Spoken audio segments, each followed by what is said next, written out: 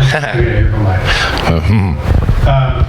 So Todd and I are just going to talk, I think, for about, half an hour-ish, and then while we're talking, think of questions that you want to ask him. You can't ask me any questions. I mean, you can ask me, but I'm not answering for Todd's book. So think of questions. You can jot them down if you think you're going to forget them, and then afterwards you can ask Todd all of your questions. Yeah. Right? Yeah. That seems good. Yeah. I wanted to read a little thing on the back just to give people an idea of the flavor of the book. It says, the book, I never met a story I didn't like, is for fans of Snider's music, but also for fans of America itself. How many people are fans of America itself?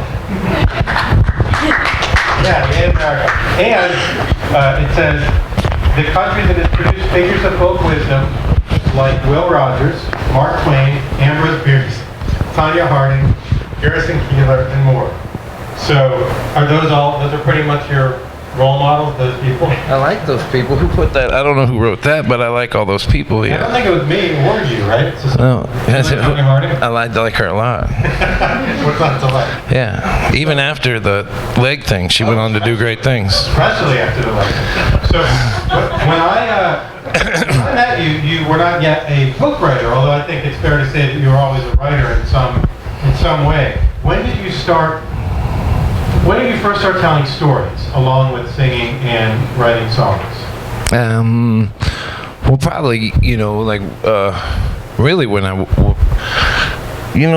when I first started singing, I guess, if I get nervous, I'll just talk too much. And when I first started singing, also, you had to cover more time than I had songs for. And so it just became something I did. And then somebody told me that this guy named Ramblin' Jack Elliott, have y'all ever heard of him? This is weird. I've never held a microphone like this. Never done one of these. Anyway, then someone said Ramblin' Jack Elliott does that. And then, so I did it naturally. And then once somebody pointed out that other people did it, I started studying and copying them and trying to be like, Ramblin' Jack was my guy, and he doesn't hardly sing at all. In fact, the song Alice's Restaurant, Arlo Guthrie got that from a song of Ramblin' Jack's called 912 Greens. And if you check that song out, that's my whole riff. Now, when you started telling stories, and the stories can range from, if people have seen Todd, they know this, from relatively short to relatively long. Do you know the record for your personal record for in-between song stories? I don't. I know there's a 26-minute going around somewhere. Really? You think it tops out around? Maybe. Around that? I remember one time before I made an album, I had this gig I didn't want, and so I talked the whole time.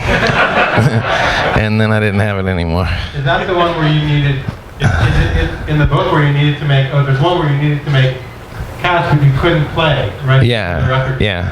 So, all right, so then you tell these stories, the stories gain their momentum, people start at the shows, I can speak just from the audience side, remembering all the stories, and when you come around they say, oh, shit, I hope Todd's going to tell that story when he plays the song. When did you have the idea to put them together between covers and make them into a book? You were kind of, weren't you part of that? Yeah, but I was playing, the place I'm playing tomorrow, it's called the City Winery. If you want to go there, I'm going to go play over there tomorrow. And I was playing there last year, or 2 years ago, and some guy came and asked me if I could type or write all that out, and he worked for that company that you know. Right, and then, so you eventually, so you had not at that point written any of these things? Not really, no. How did you, I guess I haven't asked you this before, how different do you think they were? Is your memory for them pretty good? Are they like songs, or did they change a lot from night to night? They're true, people, so they're hard to fuck up. And then I will, I don't drink as much as I used to, but a lot of it would just be the truth mixed with whatever free, like people tend to bullshit when they're high or drunk, and I tour like that, and or at least in my 30s I for sure did, so some of it would just get loose tongued, but most of it's true, and the lies that are in there aren't, you know, they're small. They just make me look better than I would have. I noticed online, if you go and you look at reviews and material for the book, in about half of the photos you're holding some sort of horn instrument. But on the actual book, you're not. Yeah. It's weird.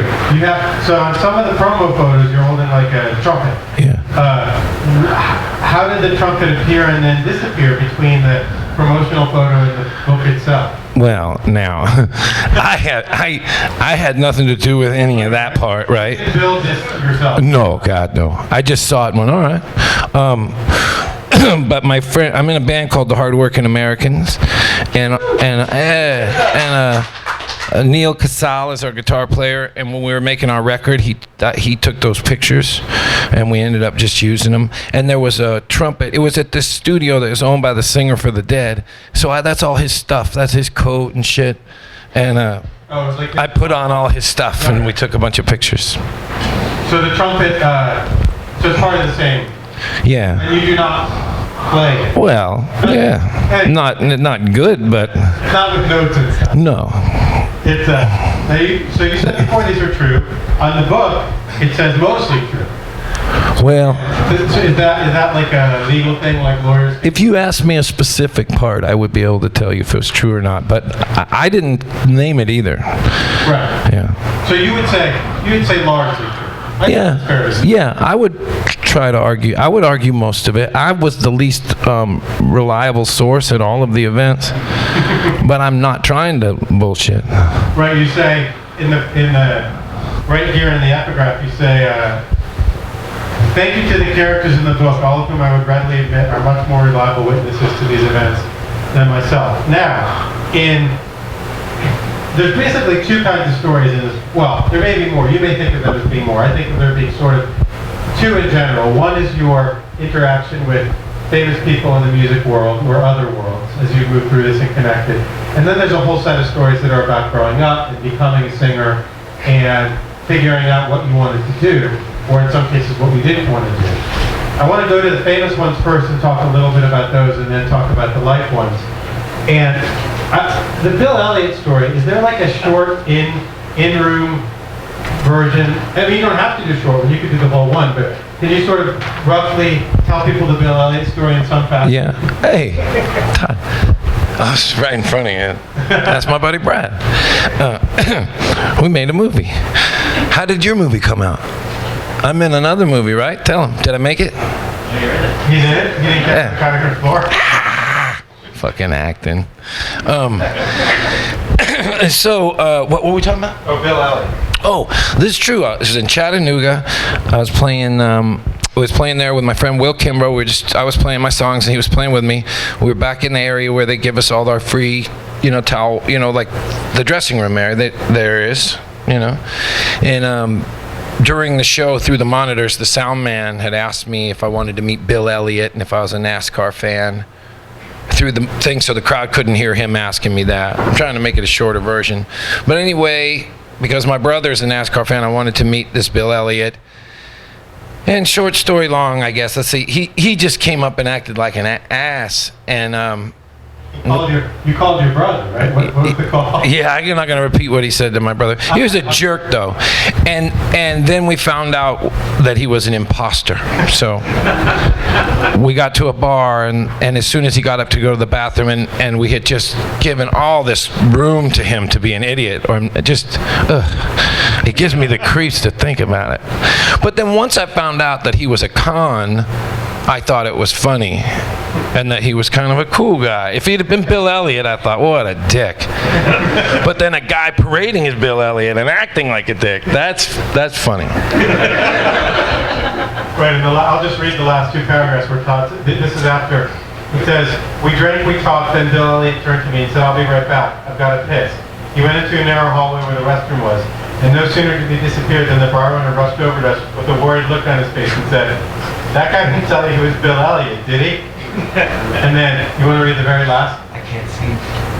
I can't read. Oh, you can't read it? All right. How can you can't read it? I gotta wear glasses. What if I hold it over here? I got glasses. Glasses break. But what does it say? Oh, I can't. All right, I'll say it. it says, no fucking way, I couldn't believe it. This guy wasn't my brother's hero after all. This guy was my hero. So what's the eye? You're nearsighted? I can't, I don't know. I haven't looked at it. I just go to the drugstore and get the glasses. Yeah. It's now also another great celebrity moment, and the celebrity moments are sort of two kinds. There's really important figures to Todd that are influences or colleagues or people who are inspirations, and then there's weird encounters.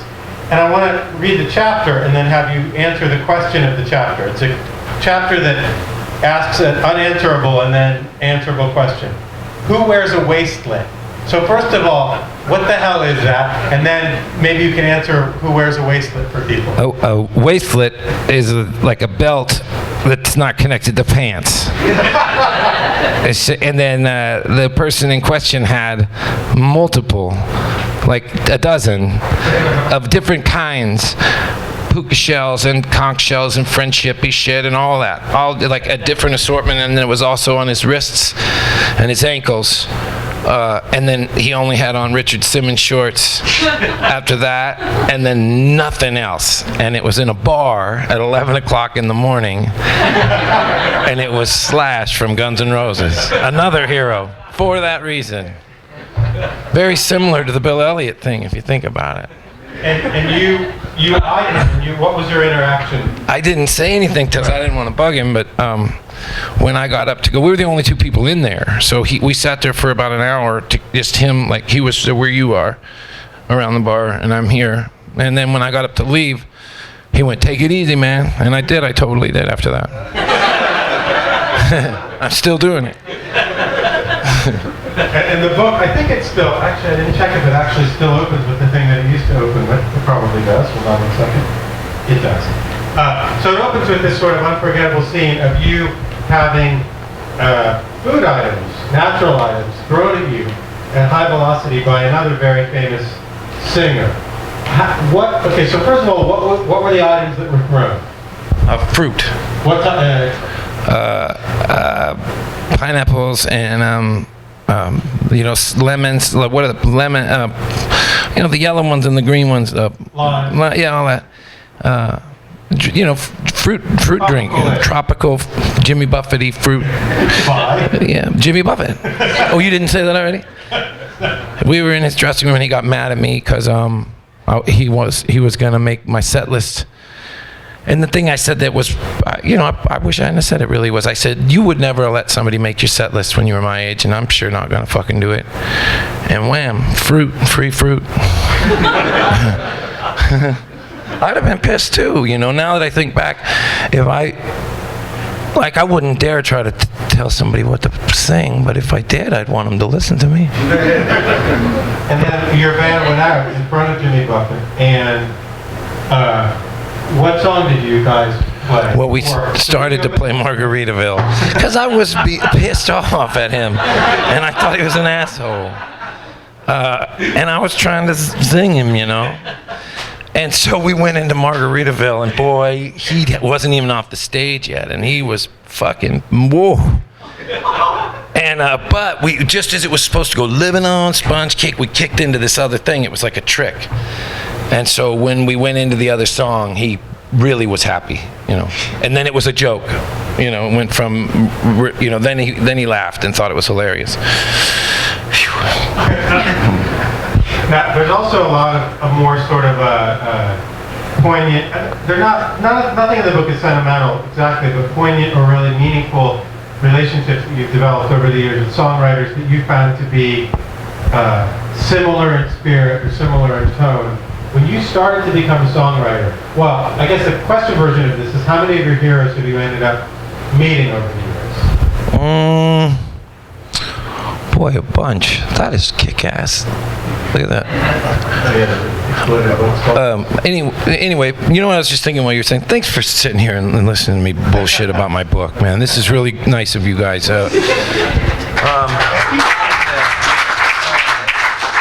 What were you were? Oh, my very first person. Well, like when I was a kid, I liked all rockers and jocks and actors and shit. And then when I got old enough to have one that I wanted to actually be like, it was Jerry Jeff Walker. And I just got confirmation last night that he is not angry about the book. Those are slowly coming in, and they're not all positive. Seamus, the guy who cries, fuck, he's not going to talk to me no more. He's mad. He didn't think that was funny at all.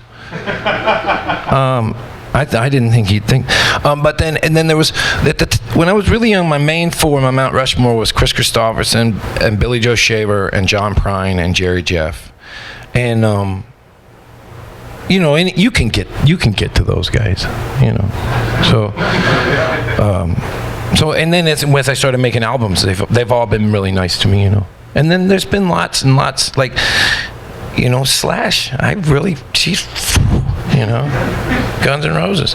But those four, those are my main four, and those are the ones that I've tried to encourage to treat me like a student, and they're not, and they have, and I'm grateful. And it's not always pleasant, but I really am grateful to those cats for helping me figure out how to make up stuff, and then also just how to tour and not die and all that. Right, you can get to them, but you can't always get to them, as you say, and have them mentor you or put you on their label or teach you how to write songs. So one review said, I don't remember exactly the phrasing, but it said they were shocked when they read the book that somebody could be both so wise and so reckless. I believe that was the way they described you. And so for these guys, as you became an artist and a songwriter and a singer, what were the things about them, or the main things that appealed to you in somebody like Jerry Jeff or John Prine or Christopherson or Billy Joe Shaver? What drew you to them? Jerry Jeff was the main one for me, but all of them, it was sort of this. I'm having a hard time looking up at everybody. Is it all right? I'm not trying to be. Last time I did one of these. One time they said I had some. I looked at the ground too much. I'm trying. So, fuck. I forgot again what we were talking about. Oh, why Jerry Jeff? Oh, I like him because he made up the name Jerry Jeff Walker. From the get-go, I'm sure, like all of us, had been told by somebody who he was going to be, what he believed, what he thought, all these things, and he didn't just sort of ease out of that. He just changed his name and became his own thing, and then I think all four of those guys just did what they loved to do, and if somebody hadn't have come along and fed them for it, they'd have starved to death, and that's what I wanted to set out to do. Does that make sense? So if you pick a job, what is it? If you pick a job you love, you'll never work, and this looked like for me a fun way to seek attention or stuff like that. Yeah, Christopherson said that, And so I just, anytime I had tried to have a job before being a singer, I was always late because I was at home trying to make up some song. And so finally I thought Jerry Jeff did it too. I'd already been a hitchhiker and I was already that guy kind of anyway. And it just seemed like a few chords away from being a free spirit instead of a freeloader, And I already like to make up poems. When I saw him, I just thought, this is something he'd have had on that, I'm 47 now, I'm still copying the guy I did. I saw him 20. So 27 years. I love him, man. I think he's the freest spirit that I know. Still. He's 1,000 now. He just turned 1,000? Yeah. He's the funniest fucking guy. And he gets up every morning and plays guitar first thing. If you stay at his house, you'll hear that real early in the morning, him singing to no one. It's the funniness is something that, everybody who reviewed the book talks about this too, but the book that this book reminds me a lot of in some ways, although it's very different in other ways, is this new Tom Robbins memoir. He just put a memoir out, probably last week, Tibetan Peach Pie. And he also says a lot of these kinds of things, that you start off doing the thing that you want to do. And it can seem fucked up and weird to people and crazy or outside of whatever line they drew. And then eventually, hopefully, if you get to the point where you get to write a book about it, you have figured it out. Plenty of other people didn't find their way to that thing. And a lot of this book is that kind of more, I wouldn't say it's ever sad, it's more funny than sad, but it is those kinds of like poignant, it's those adolescent moments between, I guess, what age range? Somewhere between 15 and 25 as you try to figure out, is this going to happen? Am I going to be stuck in this town where I had to move because of my parents, or stuck in this kind of job that I'm not interested in? So when you were going through that period, it's funny now in the book. Was it hard and painful, or was it both that and funny? I felt like once I found music, you just couldn't. I didn't feel like. I just didn't care. It was hard to get me to give a shit about much to begin with, and once I got, like, I remember when my father was still alive, I was playing at this place that held 50 people, and there'd be about 40 in it, and he said, "You're going to be stuck doing that when you're 80, and I was like, fucking knock on wood, man, let's hope, if I keep practicing, maybe, and I still feel that way. You said that Seamus is mad at you for saying that he cried. Well, if I say he cries in the first chapter, and then I couldn't help myself. He cries every time he's mentioned again, and none of it's true. Like, there's a lie. I couldn't laugh. I couldn't resist it. You can't make a character right away. Yeah. Like and he was really upset. He thought that was the low blow. When he told you he was upset, did he cry? Well, yeah, he did. Now that I think about it in front of everybody, yeah. No, he said, "Do you really have it to do?" He'd be mad. I shouldn't share that. Yeah, but he was pissed. He's not the only one. Some old girlfriends. Right, I was going to ask about that, because there is a way of kind of, it seems like totally fair game. I write fiction, and when you write fiction, you have to do that. And even when you write memoir, you have to do that. It's your version of it. But a lot of these people end up being, some of them you end up being part of their story, and then in some cases they end up being part of yours. They don't have a platform. Not everybody gets one. That's just, I guess, the way it goes. Sometimes they're in it for longer. So when you were writing it, I remember thinking about that and thinking, it never would have occurred to me that they'd be mad. But as reviews come in, personal reviews, people saying, what's the worst thing anyone said other than Seamus? They say they're pissed off that you mentioned that? Or? You know what? People that didn't get mentioned are the people that seem to be the maddest. And that's what I meant with some old girlfriends. Like, Jesus. You mean like you're with them? We were living together during that. You could have stuck that in there, Jesus. But the truth is that I'm not. This isn't a book about a guy who made up a song that everybody liked and then bought a giraffe. So nobody gives a shit who my girlfriend was. That's not what this is. I didn't win a gold medal. I met some fucking guys that did and smoked pot with them. That's what this is about. And we'll talk about their girlfriends, kind of. And it's and then also one of the other stories that. There's probably a short version. You don't have to even tell a shorter one. When I say short version, you can tell the whole thing, as far as I'm concerned. But the tunnel. So the tunnel. So you grew up for part of it in Oregon, part of your life, and near your high school, there's this tunnel that runs between, two places. It goes from if you're coming down from my part of town, which was called Beaverton or Raleigh Hills, you'd go down through what they call the Multnomah County Tunnel, I think. And it was a tradition in my high school that when you were a senior, you were supposed to go down there in the middle of the night. You could park. The cars would be zipping by real close, but you were supposed to go in there and put your grade or your name or something, like class of 85. That was my thing. Class of 85 kicks ass. And it was all filthy. You could still do this in tunnels. It's filthy. So you can just take a shirt or something and you don't have to paint it. You can clean it into the thing. And so when it was time for me to choose, I wrote Todd Snider rules. I could have gone with a lot of shit, but I went with that. And then years later, when I came back on tour, I had this kid, Spike, that I thought was a guy until about a year into the tour and found out Spike was a girl. Jesus, that's a different one.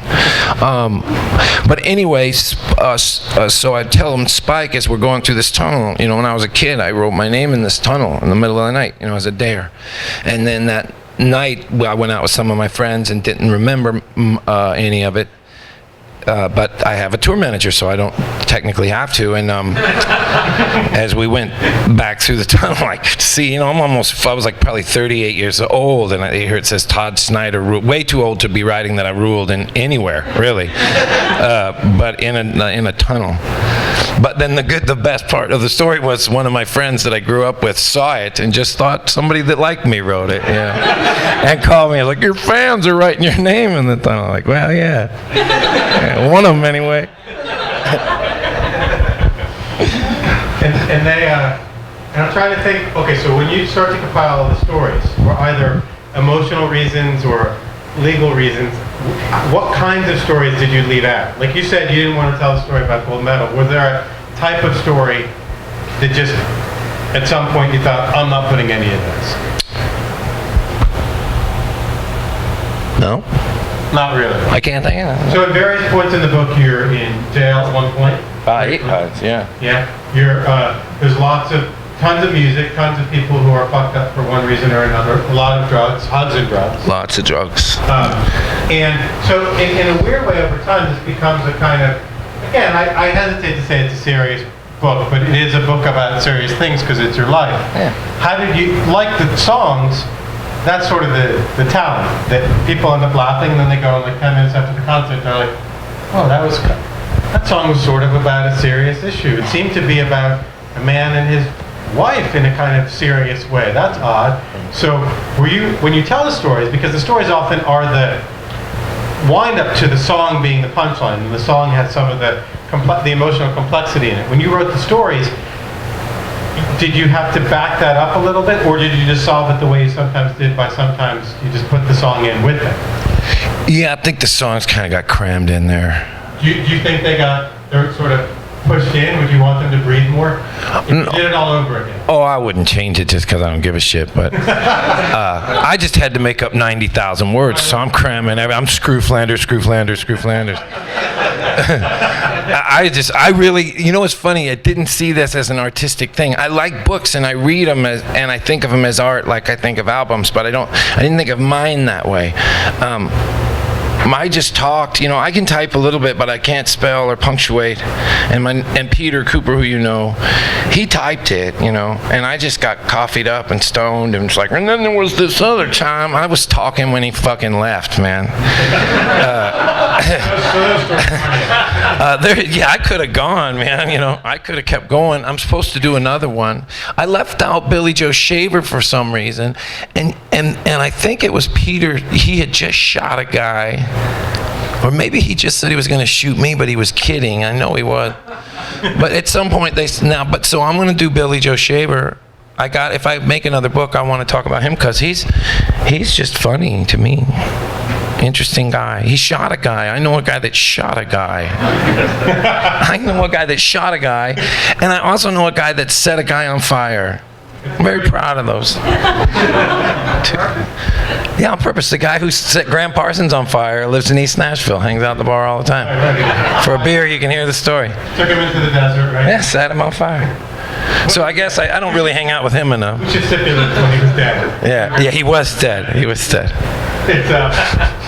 It's one of the best things that I like about the book, and it strangely reminded me of Steve Martin's book, Born Standing Up. Great book. And this has a similar thing that it does, which is it takes these people that are in the industry. In Steve Martin's case, it's sort of the vaudeville comedy industry. In your case, it's the music industry. And there's a lot of associated industries. There's guys that run bars. There's guys that open up bars but don't run them. There's small town dealers. Yeah. There's informal mayors of towns when you go through. And it really does, this book, a great job with those kinds of people in the same way that Steve Martin does with like the juggler at Knott's Berry Farm, who he became friends with. And that's a guy whose career, by Steve Martin standards, was not a career, but that guy was a lifer. Yeah. As you were coming up, and like the mayor, the slow speed chase is one example. Did you always, it seems like you sort of always knew the value of those kinds of people. I mean, they were the people you'd hang out with before shows or after shows, right? Yeah, even before I sang, I just like, what did it say? It sounds stupid, but it's like, I always like to party, man, now. Don't you get me wrong. And if there's going to be some midget throwing a shit later, or whatever, I'm up for it. I mean, since I was a kid, I was up for it.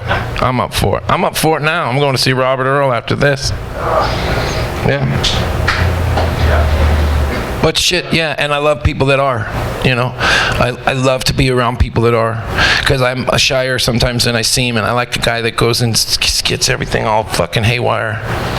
And the thing that's weird, and this is more, I guess more about you than the book, but it's in the book in the sense that it moves with you, is that there's this informal, like not really a scene, but a community that you make that follows you around.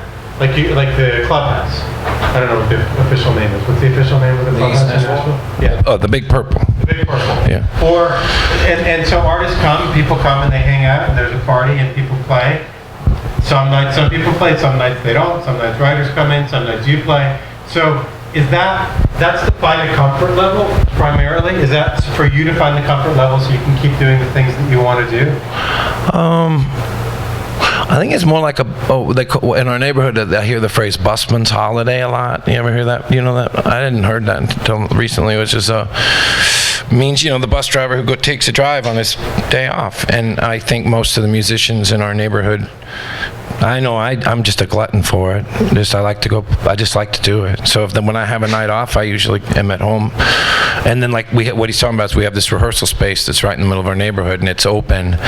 So we're just down there every night. You know, if you come to East Nashville, you'll see somebody just sitting around. It's jamming all the time, and nobody has to do anything else, you know. You just wait around till it's time to go to your gig again, so it doesn't really matter what time you get up or when you go to the bar or any of that. It's before we start to do people have, don't tell me what they are, but do you have questions for Todd? Okay, people have questions for Todd. But I wanted to ask briefly, before we go to audience questions, about the other thing you do, which is making records.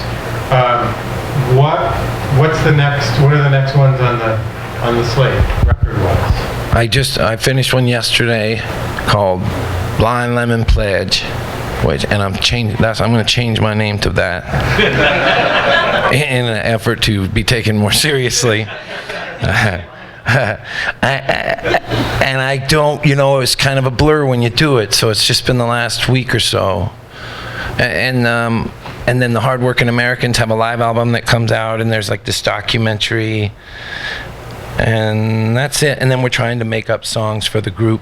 But I had these songs I've been working on for 5 years now that tell this story. This like a story of a kid named Blind Lemon Pledge, who hung out with Elvis Presley, and he's the one that told Elvis that the whole thing was bullshit. And it's a long story, but it makes less sense as you get further and further into it. But it's true. It's this. If I start to go into it, it goes too far. But it's just like this thing, kind of a stoner Tommy, I guess. A stoner Tommy. I'm going to keep that. And in the end, you bask in humiliation. It's and the last thing. Boy, that was just. Maybe I shouldn't put that out. What the hell was that? What? I just was thinking. What were we doing? Oh no, what were you thinking? I forgot. All right. He mentions Randy Newman on the back here. I'm going to tell you people that he mentions, and then you can just tell me if you like that comparison, and then we'll go to the audience. Okay. Randy Newman, you like that? I love him. You want to hear a great story about him?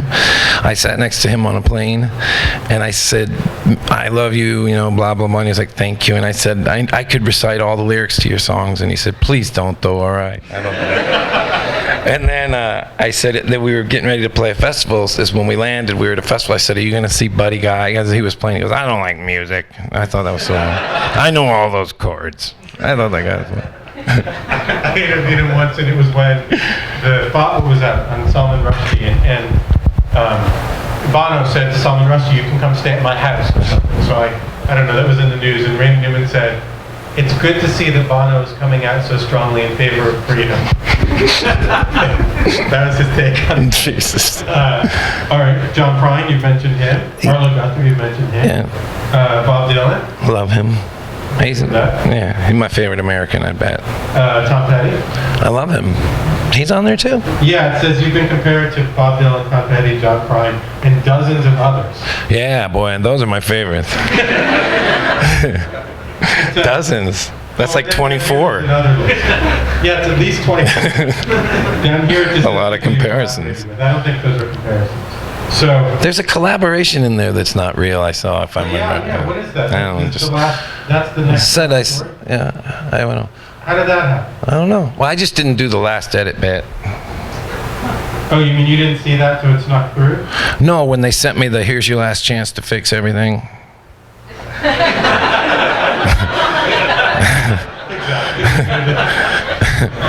So when I read it, want to hear my favorite from the last chance to fucking fix everything? This, because I've read this on tour, and every time I see it, I'm like, God, why didn't? It's like something about how I had some song. It just sounds. This is what my fucking poor friends have to deal with all the fucking time. Retardo Montalban. Where? Wait. Here. Wait. Yeah, just as remember when I was telling you about the Jimmy Buffett thing where we went into another song? We're gonna go into another song, and I start to try to explain what song, and it says, just as the opening riff faded and it was time for the singer to sing "Living on Sponge Cakes, Watching the Sun Bake," my band kicked back into a song of mine off our album, a rock song called "This Land Is Our Land," based on the chords to Leonard Skinner's "Sweet Home Alabama," because Woody Guthrie already had a song called "This Land Is Our Land." There's no logic there. I based my tune on "Sweet Home Alabama" so no one would think I was being derivative or something.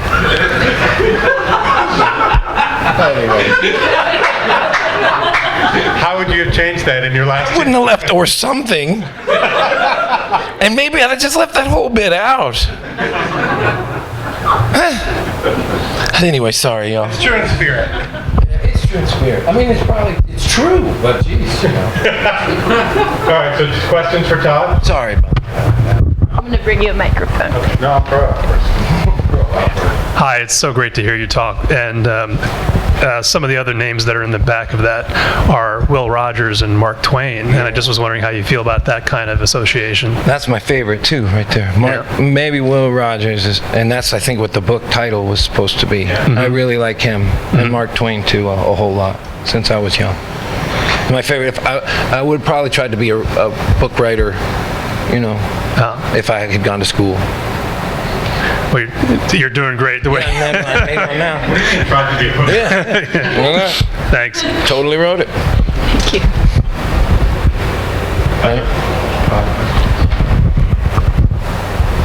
I had a question kind of similar to that one.